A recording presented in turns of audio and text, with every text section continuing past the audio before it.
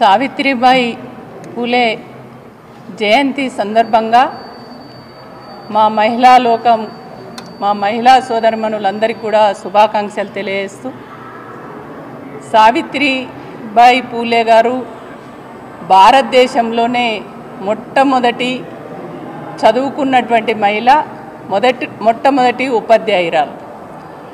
ఆమె చదువు నేర్చుకొని వాళ్ళ ఊర్లో వాళ్ళ పక్కింటి వాళ్లకు చదువు నేర్పించి ఇవాళ ఆమె స్కూల్ పెట్టి చాలామంది మహిళలకు చదువు నేర్పినటువంటి తల్లి సావిత్రిబాయి పూలే.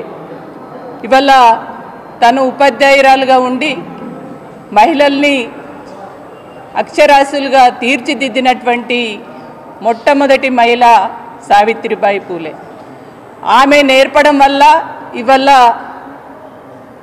తెలంగాణ భవన్లో ఇవాళ తులా ఉమా మాట్లాడగలుగుతుంది అంటే ఇవాళ డాక్టర్లుగా టీచర్లుగా వివిధ హోదాలలో చదువుకొని రాజకీయవేత్తలుగా ముందుకొచ్చి ఇవాళ ప్రజాప్రతినిధులుగా ఉన్నారు అనంటే ఇవాళ మహిళలు 33% రిజర్వేషన్ కావాలని అడిగే పరిస్థితి ఇవాళ కొట్లాడుతున్న పరిస్థితి వచ్చింది అనంటే దానికి సావిత్రిబాయి పూలే గారు. కాబట్టి సావిత్రిబాయి పూలే గారికి అంటే సావిత్రిబాయి పూలే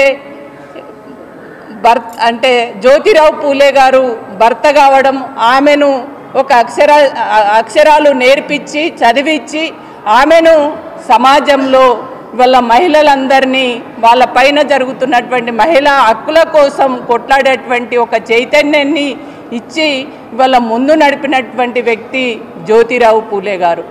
ఆనాడు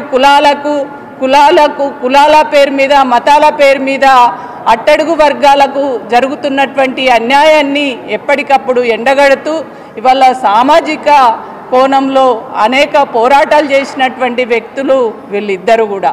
కాబట్టే మా మధుసూదనాచార్య చెప్పినట్టుగా జ్యోతిరావు పూలే గారికి అదేవిధంగా సావిత్రిబాయి పూలే గారికి ఖచ్చితంగా భారతరత్న అవార్డు ఇవ్వాలి.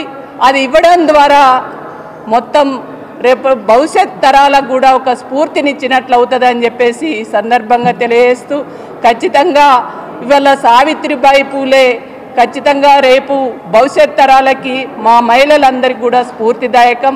ఇవాళ మాటలలో చెప్పడమే కాదు, ఆమె చేసినటువంటి మంచి పనుల్ని స్ఫూర్తిగా తీసుకొని ఇవాళ పాలకులు కూడా చాలా బీసీలకు ఏదైతే కామారెడ్డి డిక్లరేషన్ కావచ్చు, ఇంకా బీసీలకు సముచిత స్థానం ఇస్తాము, బీసీలను ముందు పెట్టి నడుపుతామనేదే కాదు, వాళ్ళు నడపడం కాదు ఆచరణలో ప్రూవ్ చేసి ఖచ్చితంగా నిరూపించుకోవాలని ఈ సందర్భంగా కోరుకుంటున్నాను.